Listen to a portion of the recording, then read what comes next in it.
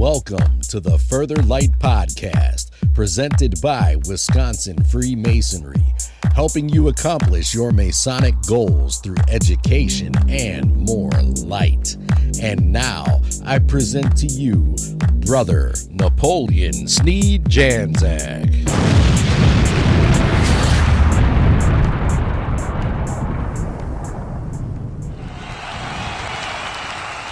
This is Brother Napoleon Sneed Janczak, and today I want to change it up a little bit and give you somewhat of a personal reflection. In fact, this podcast is about reflection and renewal, and I know we've touched on this subject in the past, but being that it's a summer short, and it's our summer short series, I thought I would relay a little piece that I did as a keynote for Crandon Lodge in northern Wisconsin about a week ago in June here.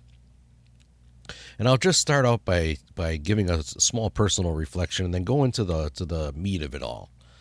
So let's begin. When I first thought about becoming a Mason, it was in high school. I had a friend that talked about his dad quite a bit and all the meetings that his dad was attending and all the events they were going to. And he talked about his father in such a great way, and that it was such fun that his father was going to these things and he was meeting all these people. And this young man at the time got to go to all these events, and he was just having a great time, and he always talked about it. And I'd wondered, I said, well, what does your dad do? And he says, well, he's a Mason. And at the time, I didn't know what a Mason was or any of that. But come to find out later on, he was actually a Prince Hall Mason. And I didn't know, that there was a distinction between the two, or, what the differences were at that time. I just knew whatever this man, this guy's dad was doing, was just great. And he talked so highly of his dad. And as I said, I didn't know much about Freemasonry or what a Freemason was, but he always made it sound so cool. So that's when I had my first introduction into Masonry and learning about all the events and all the people that this guy would meet. And he would talk about his dad as though his dad was just this guy, the guy that was in the center of the room, the center of attention. And I thought then, it put it on the radar for me. And of course, years later, it always stuck in my head. And I wanted to learn more about it, and as the years went by, I did. But at the time, I was hyper-focused on making it through school, juggling illnesses and raising a family, working part-time, doing all the things I should have been doing years later. But life for me was moving a little bit faster, and between myself and my wife, we just didn't have the time to set aside for anything else. And I'm no stranger to adversity and obstacles getting in the way. It's part of being young and having to mature really fast. I found myself being mentored by people twice my age, but I had an attentive ear, and I listened, and I took in everything that they had to say and offered to me. And that comes to the point of mentorship. Mentors are a vital aspect in becoming the best man and Mason you can possibly be. That's how much of this starts for most of us, and I reflect on that often. Foundationally, we choose good men who are already Masons in their heart, if not yet initiated. We give them a multitude of tools and lessons and examples to make this lifelong journey worthwhile. We give them our time and mentorship, share our talents so they can enrich themselves and, by extension, those that they encounter or associate with. So, brethren, it is both an honor and a privilege to be here with you today to speak on a subject at the very, very core of our craft, and that is the whole reflection and renewal and how it relates to self-improvement. Freemasonry, with all its symbolism, ritual, and traditions, is not a static institution. It is a living philosophy, and like any living thing, it needs to be nurtured. It needs to have moments of pause, of silence, of honest self-examination, so that we may foster the idea of a lasting legacy, so that our humble craft will continue to grow and remain relevant to the future generations.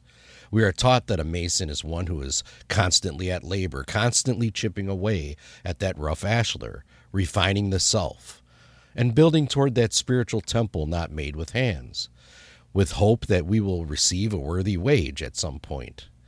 But how often do we take a step back to truly reflect on our progress? How often do we consider not just what we have done, but who we have become? Reflection, brethren, is the light that reveals the path we have walked, the moral choices we've made, the times we've acted justly, and perhaps the moments we fell short. But it is not about guilt or regret, no. True Masonic reflection is about honesty, humility, and growth, particularly when nobody's watching. Just as we trace the points of our compasses to circumscribe our desires and subdue our passions, and indeed, we must trace the contours of our lives to understand our own moral geometry. Our rituals are steeped in allegorical lessons that call us to pause and contemplate on things.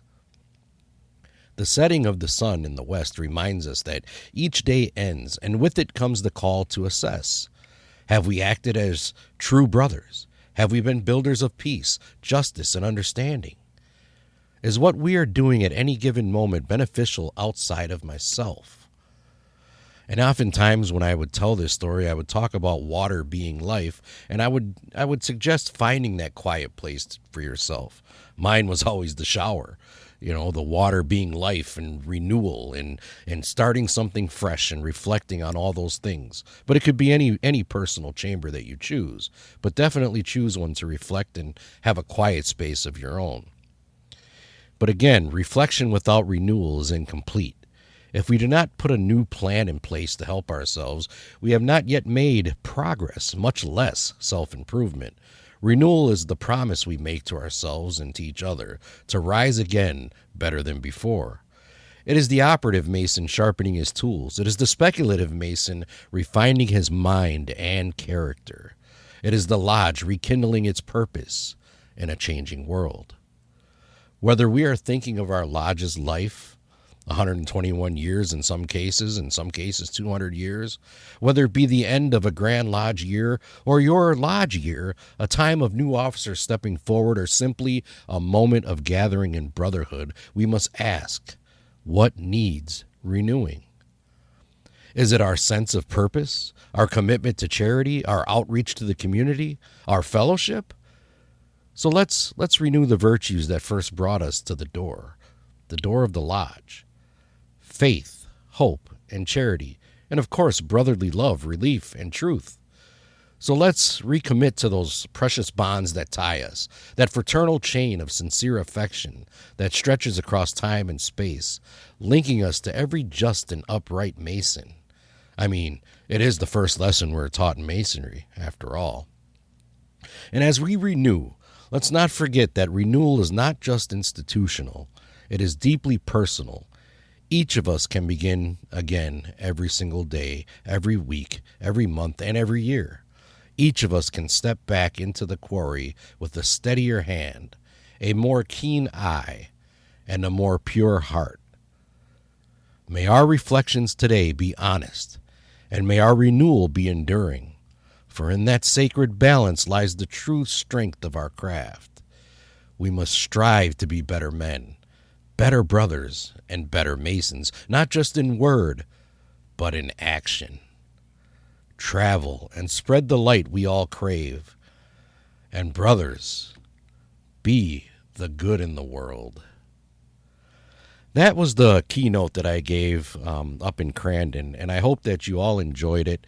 I wanted to set this tone in June as we are passing the summer solstice and about to celebrate St. John Day and all these other good things that are happening. But be mindful, brethren, without action and self-reflection, you can't be renewed and fresh with new ideas, and you can't be a benefit to others. That said, I want to thank you for listening to me, Brother Napoleon Sneed Janczak, and the entire Further Light team on your quest for more light through Masonry. Are you interested in learning more about Freemasonry in Wisconsin? Visit wisconsinmasons.org to learn more about Masonry and access further educational content and more light. Once again, that address is wimasons.org. Any questions, comments, or suggestions, please email us at education@wisconsinmasons.org. And thank you for listening.